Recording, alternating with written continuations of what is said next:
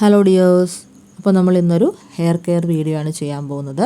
Hair കെയറിന് വേണ്ടിയിട്ടുള്ള ഒരു hair പാക്കാണ് നമ്മളിന്ന് ഉപയോഗിക്കാൻ പോകുന്നത്. അപ്പോൾ ഈ ഹെയർ പാക്ക് എങ്ങനെയാണ് ഉണ്ടാക്കുന്നത് നമുക്ക് നോക്കിയാലോ. ആദ്യം വേണ്ടത് കോക്കനട്ട് ഓയിലാണ്. അത് ഏത് ബ്രാൻഡ് വേണമെന്ന് നിങ്ങൾക്ക് യൂസ് ചെയ്യാം. ഞാനിവിടെ പാരച്യൂട്ടിൻ്റെ കോക്കനട്ട് ഓയിലാണ് ഉപയോഗിക്കുന്നത്. പിന്നീട് നീലാമരിപ്പൊടി, അലോവേര ജെല്ല്, ചീവയ്ക്കാപ്പൊടി. അപ്പോൾ നമുക്ക് ഈ നീലാമ്പരിപ്പൊടിയും ശിവക്കാപ്പൊടിയൊക്കെ നമുക്ക് ഈ അങ്ങാടിക്കടകളിൽ നിന്ന് വാങ്ങിക്കാൻ കിട്ടും. വിലക്കുറവാണ്, നമുക്ക് തുച്ഛമായ വിലയോടെ നമുക്ക് വാങ്ങിക്കാവുന്നേ ഉള്ളൂ.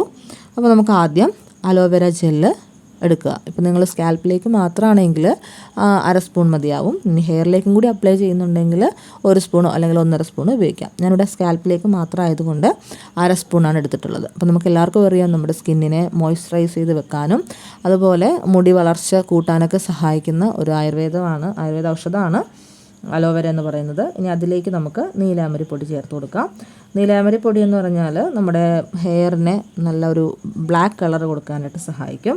അതുപോലെ തന്നെ ഈ നീലാമരിപ്പൊടിയിൽ പ്രോട്ടീനുകളും ആൻറ്റി ഓക്സിഡൻറ്റുകളൊക്കെ അടങ്ങിയിട്ടുള്ളതുകൊണ്ട് തന്നെ നമ്മുടെ സ്കാൽപ്പിൽ ബ്ലഡ് സർക്കുലേഷൻ കൂട്ടി നമ്മുടെ ഹെയർ നന്നായിട്ട് വളരാനായിട്ടൊക്കെ നീലാമരിപ്പൊടി സഹായിക്കും. ഇനി അതിലേക്ക് നമുക്ക് ചീവയ്ക്കാപ്പൊടി ചേർത്ത് കൊടുക്കാം. ചീവയ്ക്കാപ്പൊടിക്കും ഈ നമ്മുടെ സ്കാൽപ്പിലുണ്ടാകുന്ന അണുബാധകൾ, ചൊറിച്ചിലുകളൊക്കെ തടയാനായിട്ടൊക്കെ സഹായിക്കും. അതുപോലെ തന്നെ നമ്മുടെ സ്കാൽപ്പിലേക്ക് ഇറങ്ങി ചെന്നിട്ട് നമ്മുടെ ഹെയർ നല്ല തിക്കായിട്ട് വളർത്താനായിട്ടൊക്കെ ചീവയ്ക്കാപ്പൊടി സഹായിക്കും. ചീവയ്ക്കാപ്പൊടി നമുക്ക് ഇങ്ങനെ മാത്രമല്ല, വെളിച്ചെണ്ണയിൽ ചുമ്മാ മിക്സ് ചെയ്ത് മേളിൽ യൂസ് ചെയ്യാം. അത് വളരെ നല്ലതാണ്. അപ്പോൾ അതിനുശേഷം നമുക്ക് 1 സ്പൂൺ വെളിച്ചെണ്ണ ആദ്യം ഒഴിച്ച് നന്നായിട്ടൊന്ന് പേസ്റ്റ് രൂപത്തിലാക്കുക. പിന്നീട് ആവശ്യമുണ്ടെങ്കിൽ മാത്രം 1 സ്പൂൺ കൂടി വെളിച്ചെണ്ണ മിക്സ് ചെയ്യുക.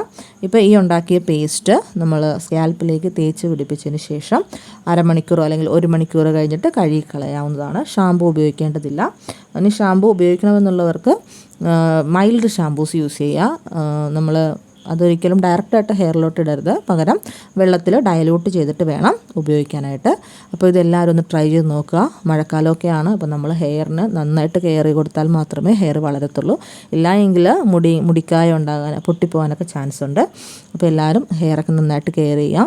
നമുക്കുള്ള ഹെയർ നല്ല തിക്കായിട്ട് വളരുന്നതായിട്ട് നമുക്കിത് കാണാൻ പറ്റും. ഇതൊരു ആഴ്ചയിലോ 1 തവണയോ അല്ലെങ്കിൽ മാസത്തിൽ 2 തവണയോ ഈ ഹെയർ പാക്ക് ഉപയോഗിക്കുന്നത് വളരെ നല്ലതാണ്.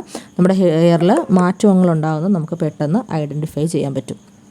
അപ്പോൾ എല്ലാവരും ഒന്ന് ട്രൈ ചെയ്യുക. അപ്പോൾ എല്ലാവർക്കും ഈ വീഡിയോ ഇഷ്ടപ്പെട്ടെങ്കിൽ ലൈക്ക് ചെയ്യുക, ഷെയർ ചെയ്യുക, സബ്സ്ക്രൈബ് ചെയ്യുക. ഇതുപോലുള്ള ഹെയർ കെയർ ടിപ്പുകൾക്ക് വേണ്ടിയിട്ട് നമ്മുടെ ചാനലൊന്ന് സപ്പോർട്ട് ചെയ്യുക. അപ്പോൾ എല്ലാവരും സപ്പോർട്ട് ചെയ്യുമെന്ന് കരുതുന്നു. അപ്പോൾ എല്ലാവരും ഒന്ന് ട്രൈ ചെയ്ത് നോക്കണേ. അപ്പോൾ